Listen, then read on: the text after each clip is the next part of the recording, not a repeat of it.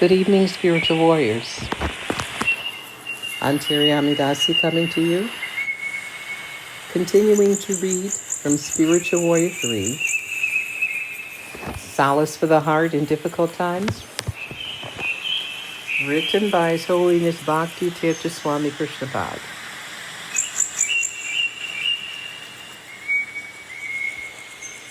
Last time we recorded, or we read, we were reading from Predictions and Prophecies, and the subject at that time was the Virgin Mary's warnings, and that's where we left off. So I'll read that section, we'll go back to that paragraph, and then we'll continue on. The Virgin Mary's warnings. Recently, there has been an increase in the frequency of the appearances of the Virgin Mary around the world. In the last several years, her appearance has been reported in many different places,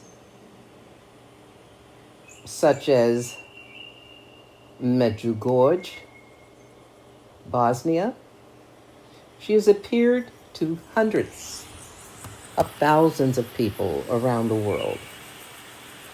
In almost all these appearances, the Virgin Mary has given a consistent, basic message that the world can be saved if and only if enough people change their lives, repent, and turn to God. The second part of her message is that if people become increasingly sinful, we can expect incredible devastation. Now, from my mindset, just stepping away from the reading for a moment, this is going to be an important paragraph to remember as we're reading through Spiritual Warrior series, when at times it may become too intense. We must realize that there is always the possibility that things can change for the better. And we can also realize that if we do not make the necessary adjustments and changes, that we can expect the opposite of things changing for the better. All right, getting back to where we're going to start tonight.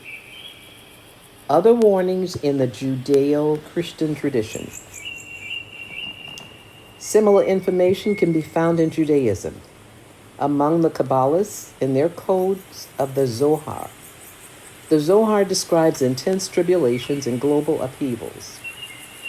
Likewise, millions of Christians who have read the Bible's book of Revelation are totally convinced that these are the last days and times, and that there will be a serious devastation of our planet. Religious movements such as Elizabeth Clare Prophet and the Ascended Masters have channeled revelations corroborating these ideas. Both these groups and the Mormons, Latter-day Saints, have been making predictions and preparations for 21st century disasters for years. Vedic predictions,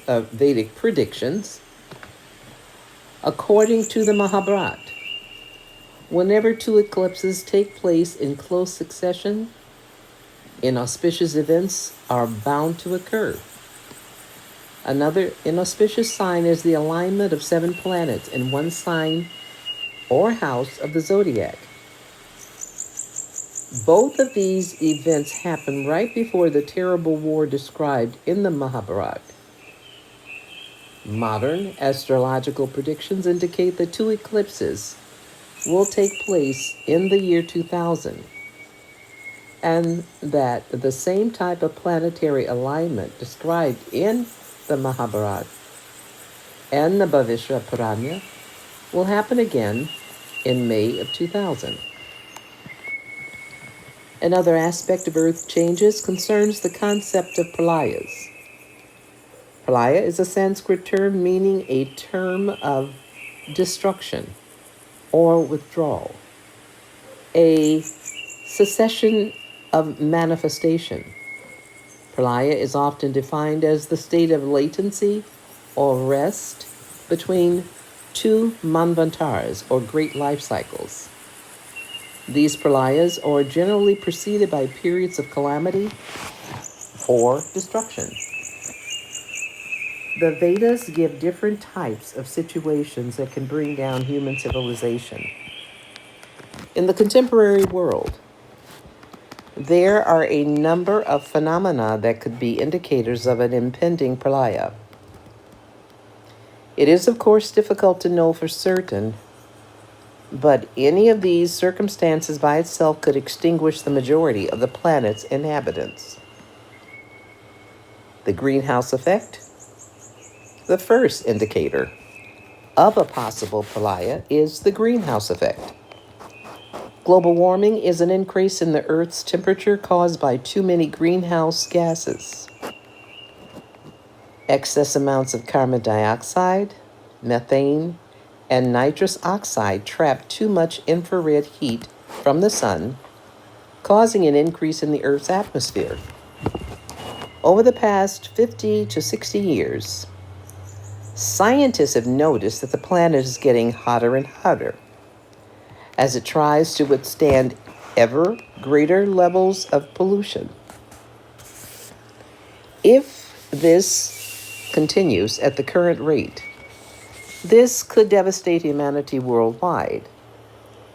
This gradual global warming may also cause the polar ice caps to melt, causing devastating floods as water levels rise and possibly submerge entire countries.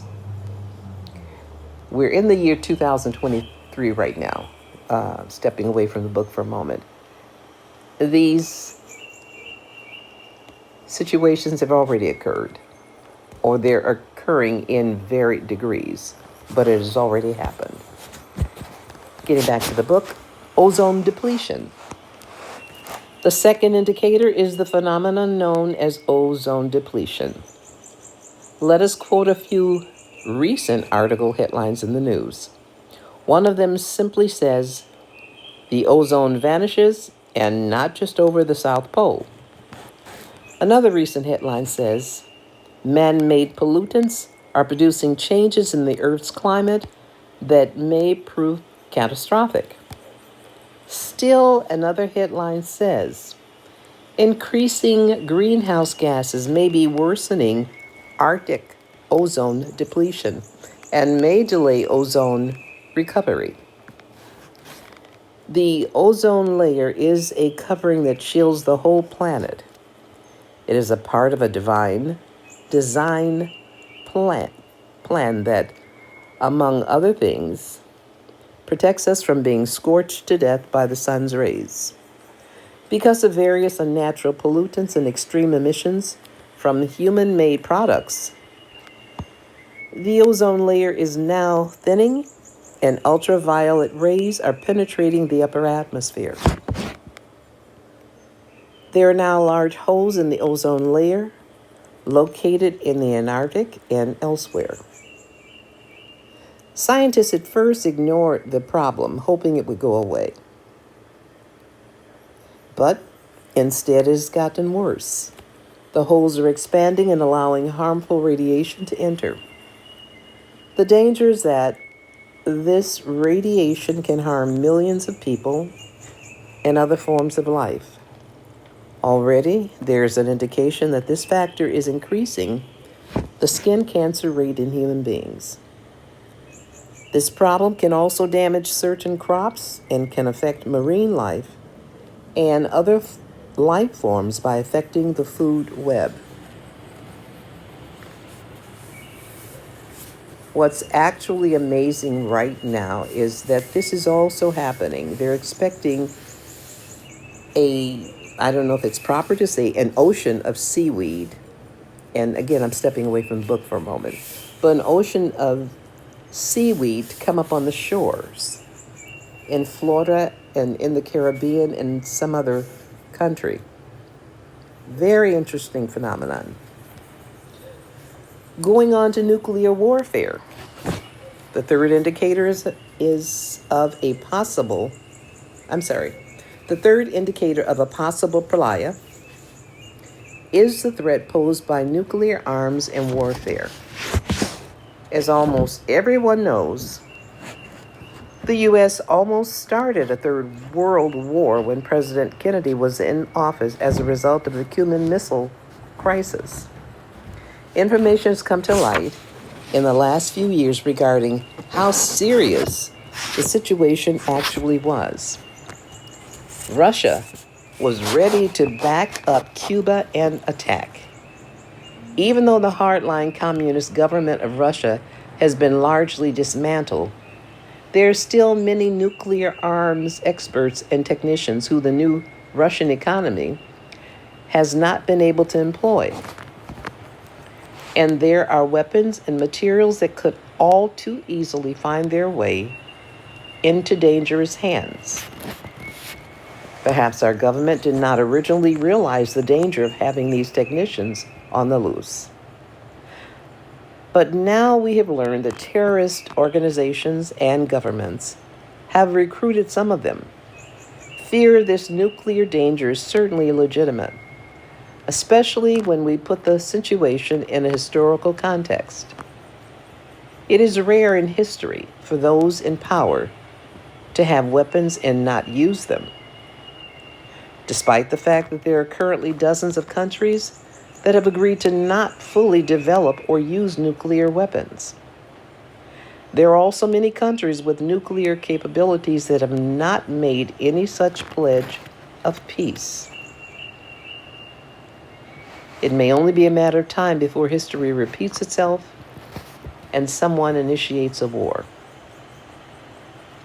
If this occurs, we could be in serious trouble. The stakes have truly escalated because of the prevalence of terrorism and fanaticism. Terrorists can make nuclear bombs small enough to fit into a small suitcase, yet powerful enough to kill tens of thousands of people. Many experts believe that it is only a matter of time before more politically motivated catastrophes occur. In the past, most countries hesitated to attack others, fearing that opposing powers would counterattack. But present-day fanatics have no such concern.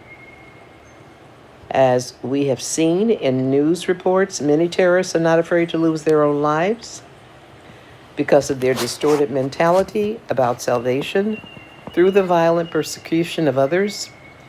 These terrorists will gladly sacrifice themselves if they can seriously damage those whom they perceive to be enemies. And again, stepping away from the book for a moment, this was written prior to 9/11. Interesting. All right, going on to chemical and biological warfare. The fourth circumstance indicative of pralaya is chemical and biological warfare. Some of you may recall that only a few years ago, Israel invested in gas masks for the people as a protection against possible chemical warfare.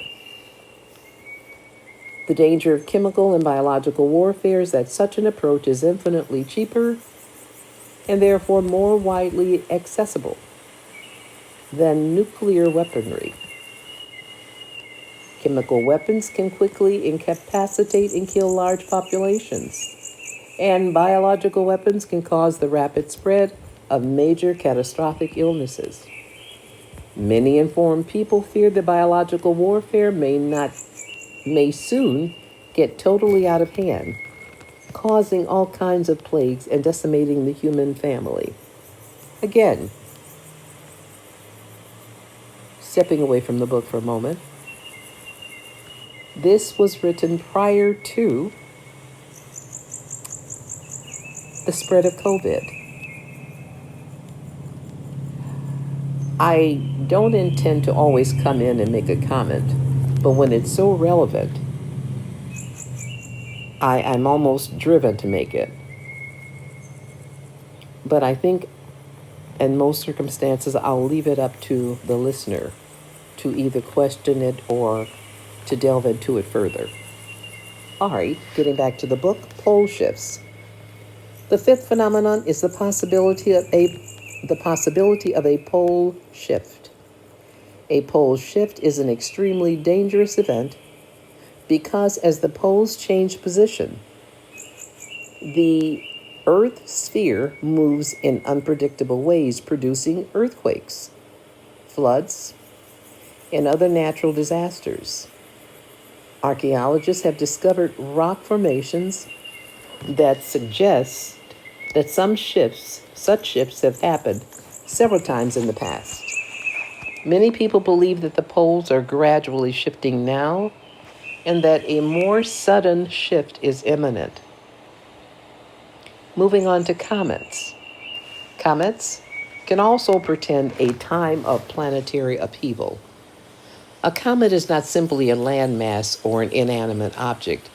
It has a level of consciousness, as does everything else in the universe, because this is the nature of the Supreme Lord's energies.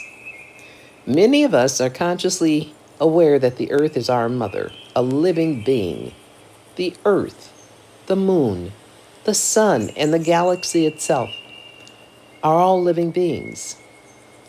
Living entities have a certain presence, a certain consciousness, and so do comets. In recent years, there has been increased attention given to the number of comets coming close to the Earth because of the threat that one of these comets might collide with the Earth and cause tremendous destruction, either by direct impact or by affecting our orbit. Of course, the sins that people have committed on this planet are sufficient in and of themselves to attract all kinds of disasters and misfortunes. We do not need a comet or harmful extraterrestrials to endanger us. Although many of these events are part of the necessary unfoldment at this time in history, they are not necessary to bring about our destruction. Consider it this way. If someone is afflicted with 5 deadly diseases and contracts another, it does not matter so much. For some already on the verge of death, one more disease is basically inconsequential because the outcome is already certain. All this notwithstanding, when comets do approach our planet, we should not be surprised that harmful events coincide with their arrival. Many of these comets and other planetary influences have an adverse effect on our consciousness and can bring out our worst condition responses. We have examples of this in everyday life. At the time of the full moon, sensitive beings can feel the influence. More crimes occur, animals howl. Comets too can intensify our propensities for good or for ill. Extraterrestrial contacts. In this time of global upheaval, many predictions exist about extraterrestrial interventions, either to help save this planet or to hasten its destruction. The subject of extraterrestrial contact has always been a controversial one. Yet many ancient scriptures emphasize the fact that higher beings have always existed. These beings travel throughout the various universes and visit this planet as part of their itinerary. As we read the Vedas, the Bible, the Quran, and the Torah, we find frequent frequent mention of visits by angels and higher beings. The Bible also talks about sons of God marrying the daughters of man. And through all of the ancient oral traditions, similar subjects have been discussed. Yogis and mystics who have been able to travel between different dimensions of God's creation have existed since time immemorial.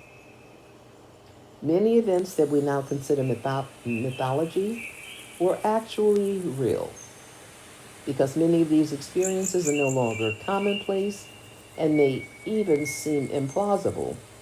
People are tempted to label them as mythology. Yet, many of these occurrences most likely took place exactly as they have been reported. This becomes easy to understand if we remember that in those times people were more natural, had more reverence for God, and were aware that they were not just a physical body. This is no longer the case. People are the opposite now. Despite our persistent belief that we are an advanced civilization, we have actually become more primitive because we are force-fed by materialism. We tend to not look at the essence of things. Modern society is gradually finding more substitutes for God, and as a result, we are losing our ability to appreciate divinity and our connections with higher dimensions of reality. Therefore, to the modern mind, all these occurrences seem like myths. But whether we examine the tradition of the Egyptians, the Indians, the Celts, the ancient Druids, the Dogon, or the Zulu, we find that all of these cultures had a vast knowledge of extraterrestrials, visitations, and communications with other realms. Vedic scriptures constantly refer to the relationships among various universes and planets, and to the connections between human beings and other kinds of highly intelligent species. These texts suggest that powerful beings who are part of this galaxy have a major influence on events here on Earth. These ancient teachings, deliberately written down and preserved for thousands of years, serve to warn us of the upheavals that are occurring now. Going on to growing public interest in UFOs, extraterrestrials beings have visited our planet for decades. Knowing that people were not ready to hear about UFOs, they found ways to infiltrate the media and literary fields to introduce ideas about extraterrestrial life to the general public. They inspired the production of books, television shows, and films, knowing that when the information was released, even in the guise of fantasy, it would affect the collective consciousness and wake people up. Indeed, there has been a steady increase in the investigation and discussion of these subjects over the years. The government has been aware of extraterrestrial contacts for quite some time and has actively attempted to cover up the situation or make the facts appear as fantasies or as the broodings of mentally unbalanced individuals. However, since the world is currently in such an unstable state of transition, governments are recognizing their inability to control future events. Consequently, officials are allowing more information to get out.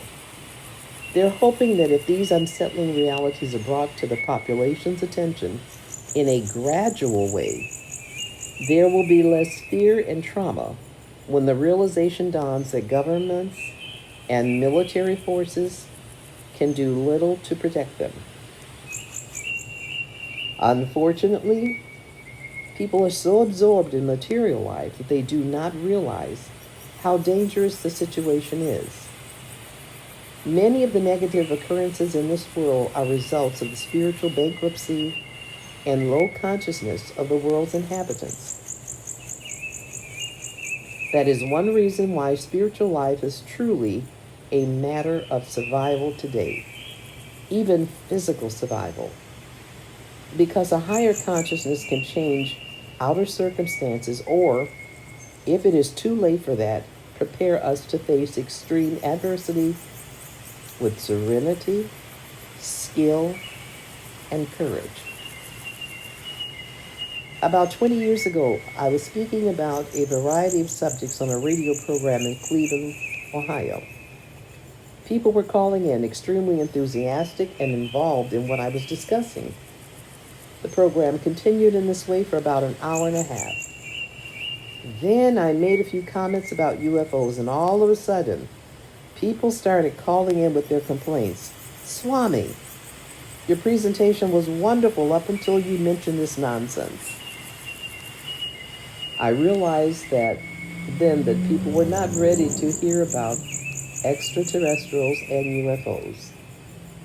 But the situation is changing rapidly. These days, it is not unusual to hear about UFOs and alien abductions. For example, recently on the Oprah Winfrey Show, one of the most popular television shows in America, a panel discussed UFOs, extraterrestrial phenomenon, and alien abductions. One of the guests on this show was a psychiatrist with an active teaching position at Harvard University, one of the most famous and respected schools in the country.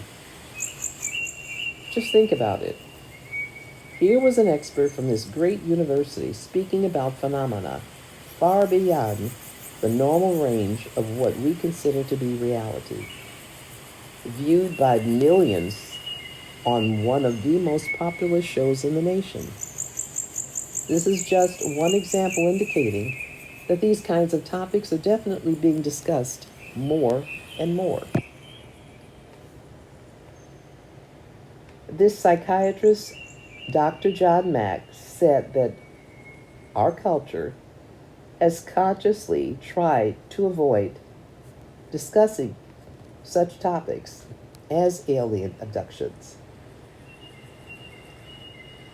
Instead, he added, we have consciously put great effort into believing that people who report experiences with extraterrestrials are suffering from neurosis, psychosis, or at the very least, hallucinations.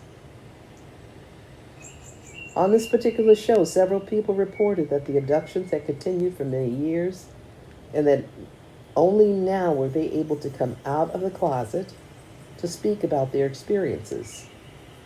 They felt more able to discuss them because so many books and articles have been written on the subject now, and people have become more receptive to these ideas. Now, the topic on extraterrestrials is going to go on for a while, and I'm trying to keep our sessions or our talks within a half an hour frame at best. So I will read the last paragraph, and granted, it may go over the 30-minute mark, but forgive me. I'm trying to give you the most quality and the most information in a reasonable amount of time, especially when it's all attached together. And we'll pick it up where we left off next time. The next paragraph. Those who talked about having UFO contacts usually describe the same type of extraterrestrial beings with unusually shaped heads, large eyes, and a rather pale skin color. The abductees describe the mission of these beings as a mission of survival, Abductees often talked about being sexually exploited, being operated on, and having to endure severe pain. Some claim to have held babies that seemed part human and part extraterrestrials, babies who were their own as a result of crossbreeding. In addition, some women reported being pregnant and then seemingly having a miscarriage. Later, when examined by a doctor, no trace of their pregnancy remained. Many abductees, I'm going to try to squeeze this one in. Many abductees were not able to make sense of their experience, and understandably, they became upset and disturbed. If they went to a therapist for help, the therapist might not be aware that such phenomena were possible. Instead, the therapist would tend to diagnose the person as mentally unstable. And we will end at this point in Spiritual Warrior 3 Predictions and Prophecies. And good Lord willing, we will pick this up next time. I am always praying that we will position ourselves so that we will allow ourselves to always, always, always be engaged in the Lord's service.